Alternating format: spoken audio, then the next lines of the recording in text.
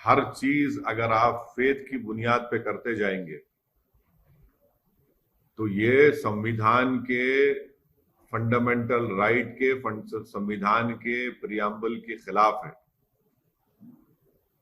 अब खाना भी अगर फेथ की बुनियाद पर बिकेगा, कौन क्या बेचेगा फेथ की बुनियाद पर अगर फैसला होगा, तो फिर क्या ये मुल्क कोई थियोलॉजिकल कंट्री हो गया है क्या? जो संविधान बाबा साहेब अंबेडकर का बनाया हुआ है, जिसमें साफ तौर पर सबको मालूम कि इस मुल्क का कोई फेथ नहीं है, ये मुल्क सब फेथ को मानता भी है, जो नहीं मानता उनको ही मानता है। और अगर मैं किसी दुकान से तरकारी खरीदता हूं या मच्छी खरीदता हूं या मटन खरीदता हूं या बीफ खरीदता हूं और जो इलीगल नहीं है और मैं अपने घर में पका के खाता हूं, तो आपको तो मैं मजबूर नहीं कर रहा हूं ना खाने के लिए, मैं तो अपने घर ले जाकर उसको पका के खा रहा हूं। तो आप बोल रहे हैं ये हमारा बिलीफ है, हमारा फेथ है, तो मंगलवार को आप दुकान बंद कर दीजिए। ये कहां पे लिखा हुआ है? किसने इख्तियार दिया आपको? चलिए गवर्नमेंट हॉलीडे है, गांधी जयंती है, कोई गवर्नमेंट हॉलीडे समझ सकते, गवर्नमेंट हॉलीडे है, मगर कुछ नहीं, वहां ट्यूसडे है, मंगलवार है, तो आप दुकान बंद कर दीजिए, आप गोश्त नहीं बेचेंगे। आप कौन होते हैं भाई? मेरे घर में क्या पकेगा मैं तो आपको फोर्स नहीं कर रहा हूं ना, मैं तो लूंगा, मैं जो मेरी मर्जी है, पसंद है, मैं उसको लूंगा, पकाऊंगा, घर में खाऊंगा। और आप बोल रहे नहीं बिलीफ है, फेथ है। ये कहां से आ रहा है फेथ बिलीफ? क्या इस देश को आप बिलीफ के ऊपर चलाएंगे या संविधान पे चलाएंगे? अगर ये देश बिलीफ पर चलेगा तो फिर संविधान क्यों है? निकाल दीजिए संविधान, खत्म कर दीजिए संविधान को। आप फिर एक मजाक बनाकर रखे हैं क्या आप लोग? आप सत्ता में है तो आपका बिलीफ है, फेथ है। अगर यही आपका फेथ और बिलीफ है तो मेरा भी फेथ है। मैं इसलिए मैं कह रहा हूं कि ठीक है, आप फ्राइडे के दिन शराब की दुकान बंद कर दीजिए, शराब बेचिए मत आप।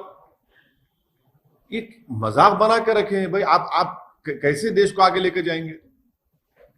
अच्छा, फिर ये क्यों कानून नहीं बनाते वो गुरुग्राम में कि भाई जितने हमारे गुरुग्राम में 5 स्टार हैं वो गोश्त नहीं बेचेंगे? बनाइए ना, चलिए बोल दीजिए पूरे 5 स्टार होटल में गोश्त नहीं बिकेगा, कोई सर्व नहीं करेगा। ये सिर्फ और सिर्फ इस देश की जो खूबसूरती है, उसकी डाइवर्सिटी, उसकी प्लुरलिज्म को खत्म करके इस देश को एक थियोक्रेटिक कंट्री बनाने की पूरी कोशिश की जा रही है। अब सुप्रीम कोर्ट का जजमेंट है कि right to privacy fundamental right है। भाई मेरा ये प्राइवेट राइट है मेरा, मैं अपने घर में क्या करूंगा क्या नहीं करूंगा उससे आपको क्या? आप क्यों मुंडी झांक रहे हो, उसमें डाल रहे हैं, अपना सर झांक रहे हैं मेरे घर में? ये सरासर गलत फैसला लिया गया है और इसी तरह के फैसले हर जगह पर शुरू हो जाएंगे। आपने कर्नाटका में बीफ बैन लगा दिया, 1.5 लाख से ज्यादा कुरैश बरादरी के लोग बेरोजगार हो गए। अरे भाई, बीफ बैन लगाने से उसमें क्या, ये वो किस बुनियाद पर किया गया? तो इस तरह से हर तरीके से लोगों को बेरोजगार बनाया जा रहा है, इकोनॉमिकली उनको हर्ट किया जा रहा है, बिलीफ के नाम पर, फेथ के नाम पर। और इससे नफरत बढ़ेगी, देश में नफरत बढ़ेगी, देश में उन लोगों के खिलाफ नफरत बढ़ेगी जो मटन खाते हैं, जो चिकन खाते हैं, जो नॉन वेजिटेरियन है, उनके खिलाफ आप हेट्रेड बढ़ाएंगे और कुछ नहीं करेंगे। तो इसलिए हम ये चाहेंगे कि भारतीय जनता पार्टी जो सत्ता में है हरियाणा में और देश में है, वो देश को संविधान से चले और उस फैसले को रोके फौरन, इमीडिएटली इसको वापस ले जाना चाहिए। आप क्यों, पहले पूरी इकोनॉमी डाउन है और क्या सिर्फ गोश्त बेचने वाले से मुसलमान है, उसमें नॉन मुस्लिम नहीं है क्या? उनके पेट पे क्यों लात मार रहे हैं आप? उनका एक जो नुकसान होगा उस दिन क्या करेंगे? उसके लिए आप क्या खाएंगे? वो उनका दुकान का किराया देना है, उनके 10 एक्सपेंडिचर है, नौकरी तो दे नहीं पाई सरकार। मिडिल क्लास जो भारत में था वो अब पुअर हो चुका है, डेटा आ चुका है। ऐसे माहौल में इस तरह की हरकत कर रहे हैं, और वो भी इतना इंपॉर्टेंट शहर है हमारे कंट्री का गुरुग्राम, वहां पर जहां पर बड़े से बड़े सॉफ्टवेयर कंपनीज हैं, 5 स्टार होटल्स हैं, एक इकोनॉमिक ग्रोथ सेंटर है, वहां पर इस तरह का वाहियात किस्म का फैसला ले लिया गया।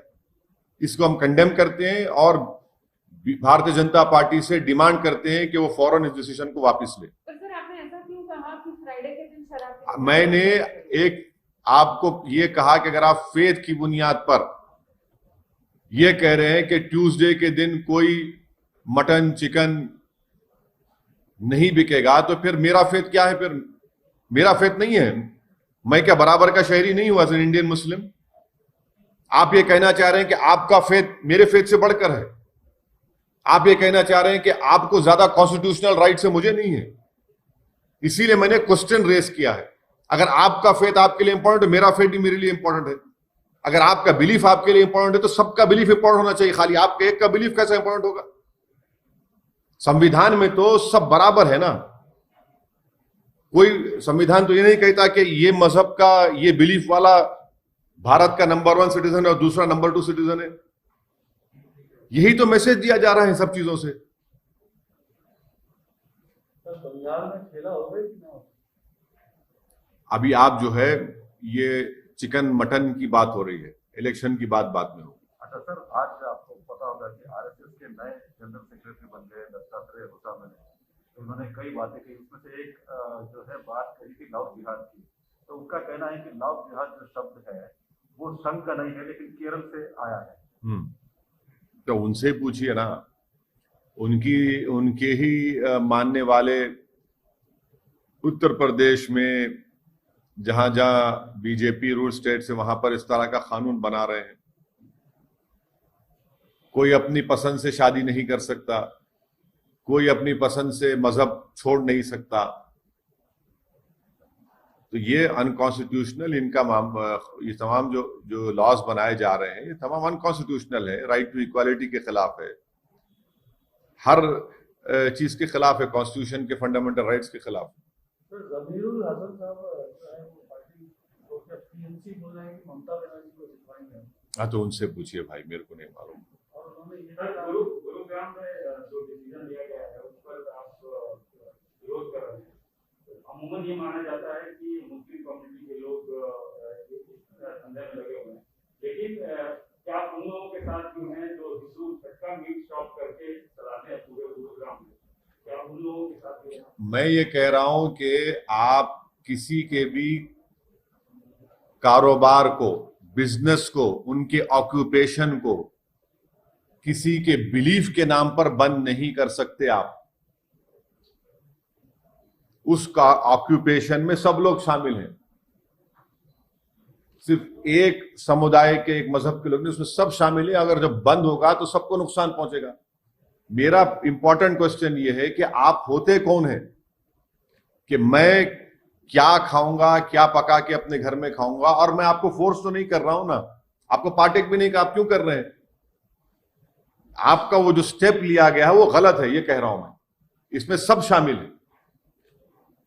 अगर आप बिलीफ की बात कर रहे हैं, आपका बिलीफ ये है, तो फिर फ्राइडे के दिन भी तो मेरे लिए as a Muslim, Indian Muslim, मेरे लिए भी इंपॉर्टेंट दिन है वो।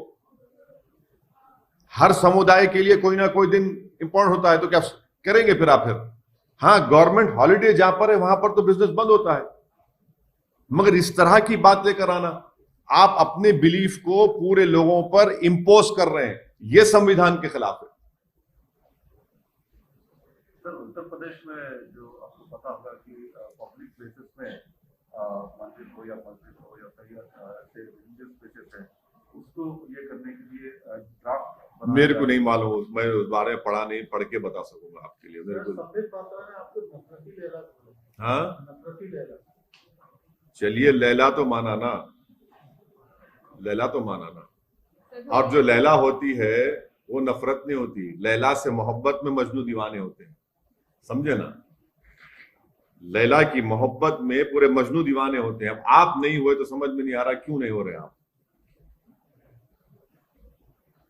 सर, इलेक्शंस वेस्ट बंगाल में क्या है, आप कंटेस्ट करने वाले हैं कि आपके सीट में? बताएंगे मैडम, आपको जल्द से जल्द बताएंगे। एक्सक्लूसिव मैं आपको बताऊंगा, वादा कर रहा हूं आपको। हम नौकरियां देंगे। लेकिन सर पश्चिम बंगाल पे एक सवाल है, पश्चिम बंगाल पे आप इतने कतरा क्यों रहे हैं सवालों के जवाब से? कहाँ? अरे अरे भाई, मैं क्या मोदी जी हूँ जो प्रश्न नहीं किया 6.5 साल में ओपन एक भी? हम तो हर हर हर वक्त में आपके दरमियान में हैं। हम शमा हैं, आप परवाने हैं। नहीं सर, वहाँ तो माना अकेला हो रहा है। हाँ, हो रहा है। विकास हो रहा है। सर चुनाव वेस्ट बंगाल में चुनाव लड़ेंगे या नहीं लड़ेंगे ये बताएंगे आपको, बताएंगे इंशाल्लाह, जरूर बताएंगे। पहले डिसाइड नहीं हुआ है। पहले मैडम को बताएंगे। अभी तक लेकिन ये डिसाइड नहीं हुआ है कि अपन लड़ेंगे। नहीं, पहले मैडम को बताएंगे, फिर आप लोगों को मालूम हो जाएगा। ये मैडम से वादा किया हूँ, इंशाल्लाह मैडम को बताऊंगा और आप एक्सक्लूसिव चलाएंगे आप। सर जी बांग्ला नेटवर्क गेटिंग बांग्ला भी है सर, रिपब्लिक बांग्ला ही नहीं। नहीं, भाई लेडीज फर्स्ट।